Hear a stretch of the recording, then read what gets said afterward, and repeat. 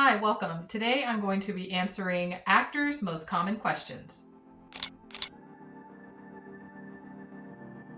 Hello, welcome. My name is Virginia and I am an actress and filmmaker from Southern California, and I am based in Los Angeles.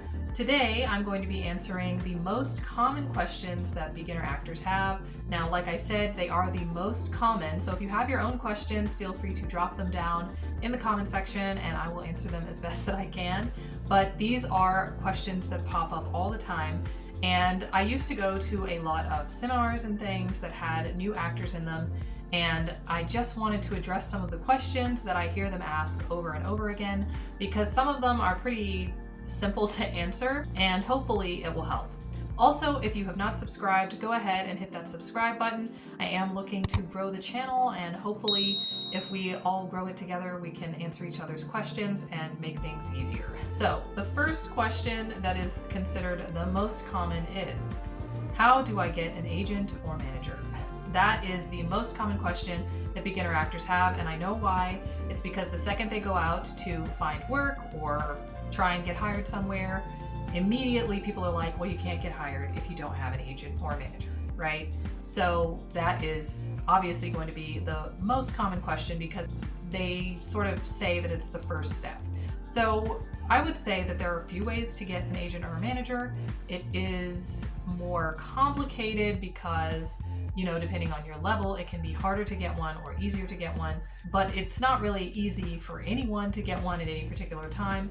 The number one way that people say to get an agent or manager is through referrals. So basically, if you know another actor who has an agent or manager and they would like to recommend you, they can refer you to that agent or manager. Also, if you were taking acting classes at a studio or something and you've been doing really well, then you can ask someone at the studio to help connect you with different agents. So that is the number one most recommended way, and that is because it's a person, they know who you are, or at least they know someone who knows who you are, so they can connect you a little bit that way.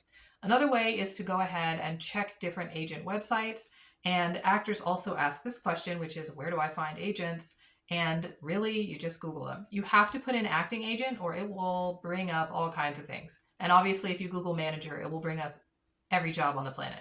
So you have to say acting manager or acting agent. And you can look them up many different ways. Basically, like if you go on to IMDb, it is paid if you are going to do the method that I'm about to tell you.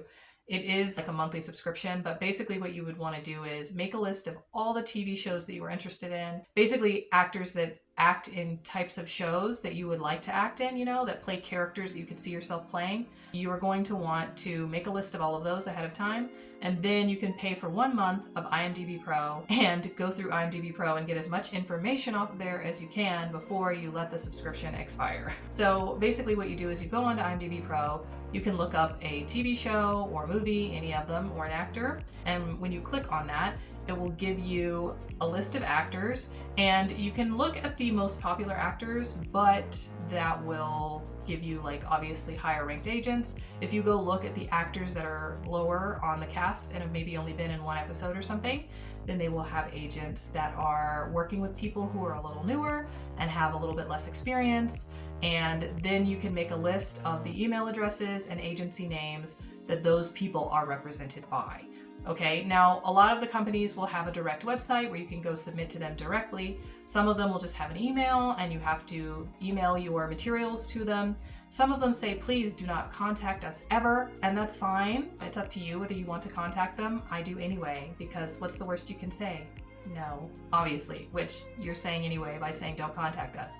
So, honestly, it doesn't matter. There are a lot of ways to go about getting an agent, but those are the easiest, sort of the easiest. Basically, it just means submitting information to them, I would say once every 6 months to a year. Yeah, every 6 months to a year, you're probably gonna have something new, maybe a new short, a new play, something, and you can just sort of reach out to them, let them know you're checking in, and send them your materials. Another note that I want to make, because even though this was not on the list, I personally have heard actors ask this constantly, and that is, how much do I pay my agent? And the answer is, you do not ever pay your agent or manager anything, ever. What happens is they get you a job, or they have you audition for a job. If that job hires you, the job will say, okay, I'm gonna pay you, and then I will pay a percentage, usually 10-15%. If it's a manager, maybe 25%. And they will pay your agent or manager a percentage of what you made. So basically, their payment is for getting you the job. And you never pay them like directly or like on a monthly basis or anything like that, ever, ever, ever. So the next question is, how do I get feedback on my work to know if I'm doing a good job? So basically, if you're doing an audition or something, you probably won't get feedback, and that's something that you have to get used to. If you have an agent or a manager already, then you can ask your agent or manager to ask the person who you audition for to give you feedback, but they may or may not feel comfortable doing that, and they also may or may not give the feedback. It's one of those things where sometimes they're just busy and they don't really want to give feedback. If they feel like you didn't do a good job, then they probably wouldn't have called you in the first place. You know what I mean? So it's one of those things where you don't get a lot of feedback on your work. You just kind of try and keep growing. But if you are being called in, it means you are doing something right. Other than that, if you want feedback on your reel or something that you've already filmed, you can give it to someone who you were taking class with. If you have an acting coach, that would be a great person to talk about it with. You can also ask an agent or a manager. If you have like a casting director that you've taken a workshop with, that would be a great reason to reach out to them and say, hey, if you're not busy, can you give me some feedback on this work? Also, you can always ask other actors you know, or if you know people who work in film, you can ask them. I'm just saying from the beginning that no matter who is telling you or no matter who is giving you feedback, just be aware that it is all subjective. And just because they have something positive or negative to say about the performance doesn't mean that they are right. So you can take feedback from others, but it doesn't mean that it's necessarily right or wrong. And so just be aware of that. But if you are interested, especially in something like whether a piece looks like high quality or not, like if the footage looks off or grainy or unprofessional, you can definitely ask filmmakers for advice on something like that, and they should be able to tell you. Another part is, how do I handle rejection or criticism? It is something that you need to get used to if you're going to do this. If you take the slow process of figuring out whether you want to do this, then I think you would already know. I am going to have a worksheet coming out soon for people so that they can kind of figure out if this is something that they want to do. But basically, the process of getting started, which is auditioning and doing a play or auditioning and doing a short, is the whole process. And it continues like that forever. So it is something that you kind of have to get used to. Just because someone said no does not mean they don't like you, doesn't mean your performance was bad. It just is part of the process because there are 1,000 people who are auditioning, and maybe they wanted to pick someone who was different, or maybe they wanted to pick their best friend or whatever. Criticism, I would say, is something that you could use to help you grow a little bit. You know, hearing different feedback can help, especially if you're hearing the same thing over and over from different people. Then you know, oh, I'm kind of telegraphing this. And yeah, it's like a lot of psychological things, you know, like the body language psychology and stuff. Actors have to use that a lot, and it's just a part of the process. So I would say don't take it personally is the main answer to how to handle rejection or criticism. Another question was, what steps do you take to fully understand your character? I would say that this is different for every actor and how they approach a role. Personally, I've always heard that you should try and put some sort of backstory behind them. You can write it out, especially physically helps instead of typing, and kind of build something for them, build a motivation for them.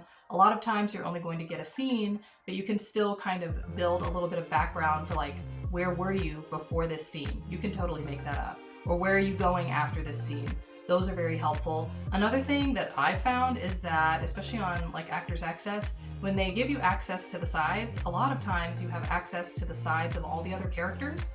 So if you want, you can go through and read the sides for all the other characters. And then it kind of helps you build the world out a little bit more, and it can give you a little bit more background on your character. Another question that is commonly asked by beginner actors is, what is the most important quality that an actor should have?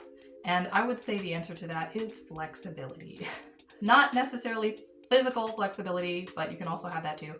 But it is just to be flexible. It is a long process, and it's sort of a continuous process. Even once you are, very far into it, just keeps going. So be flexible, don't be too rigid. You're going to meet new people every time. Some are going to be great, some are going to be less great. You're going to do different roles, and just keep learning and acting or singing or dancing or whatever it is you want to do. Just keep doing it and trying to enjoy it. And yeah, I would say flexibility is the most important characteristic. I think it is much easier for people who are flexible than it is for people who are less so. So I hope you found this video helpful. If you are interested in the worksheet, please let me know down in the comment section, and I will let you know when that is ready. Thank you guys so much for watching, and I will see you soon.